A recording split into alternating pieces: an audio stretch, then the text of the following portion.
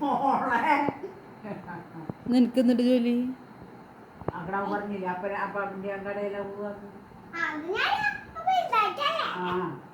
നീ പഠിക്കാതെ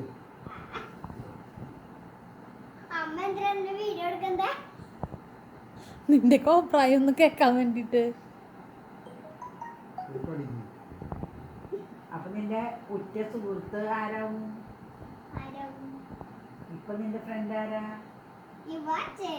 അപ്പൊ ഇവ ചേച്ചിനും കസേരത്തിയാലോ? അപ്പൊ നിനക്ക് ക്ലാസ് കാണുന്നുണ്ട്. അപ്പൊ ഇവ ചേച്ചിയുടെ ക്ലാസ് കഴിഞ്ഞുണ്ടാവും. അപ്പൊ ഇവ ചേച്ചിനെ നിന്റെ ക്ലാസ്സിലേക്ക് കടയിലേക്ക് കൊണ്ടുവരുന്ന അല്ലെങ്കിൽ ജോലി പേപ്പറിന്റെ കടയിലേക്ക് കൊണ്ടുവന്നു.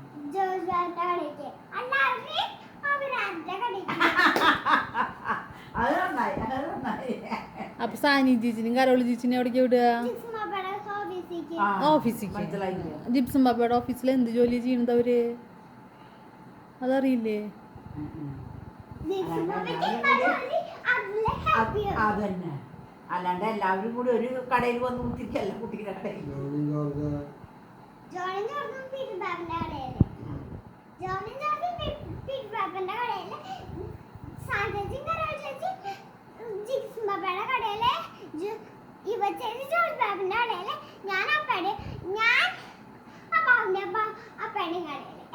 അപ്പൊ ഓഫീസിലേക്ക് ആരും വരുന്നില്ലേ? അപ്പൊ എല്ലാവരും കൂടി ഒരു കടയിൽ ഇരുന്നാൽ മതി. അപ്പൊ എല്ലാവർക്കും അങ്ങോട്ട് വർത്താനം പറയാനോ. ഓഫീസിലാണ് നല്ല സ്ഥലം ഉള്ളത് കേട്ടാ, കൊറേ സ്ഥലം ഉള്ളത്. കടയിൽ സ്ഥലം കുറവാ. ആര്? അപ്പൊ ഒരു കാര്യമുണ്ട്, ഒരാളെ ഒറ്റയ്ക്ക് ഇരിക്കുമ്പോ ആരോട് വർത്താനം പറയാനില്ല. എല്ലാവരും കൂടി ഒരു കടയിൽ ഇരിക്കാം. ചേച്ചിമാരും ജോണിയും ജോർജും.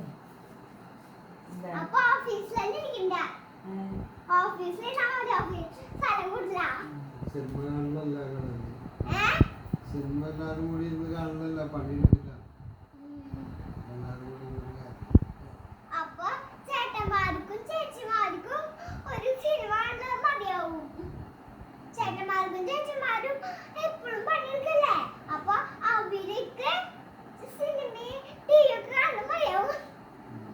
എല്ലാവരും കൂടി ഇരിക്കുമ്പോ ആരാ ക്യാഷിലിരിക്കുന്നുണ്ട്?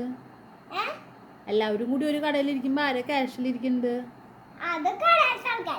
കടയിലത്തെ ആൾക്കാരല്ലേ? നിങ്ങളോ? കാശ് മേടിക്കുന്ന ആരാന്ന് അപ്പൊ പിന്നെ എന്തിനാ നിങ്ങൾ അവിടെ ഇരിക്കുന്നത്? കടയിൽ ഇരിക്കുന്നത് ഓഫീസിലാന്ന് പറഞ്ഞില്ലേ കുട്ടി?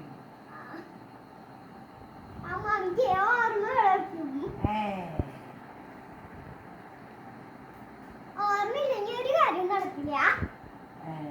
ചേച്ചിമാരും ചേട്ടന്മാരും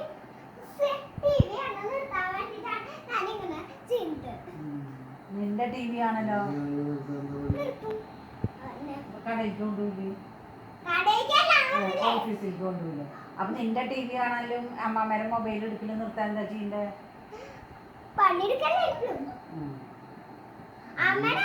ഓഫീസിലേക്ക് പോകുമ്പോ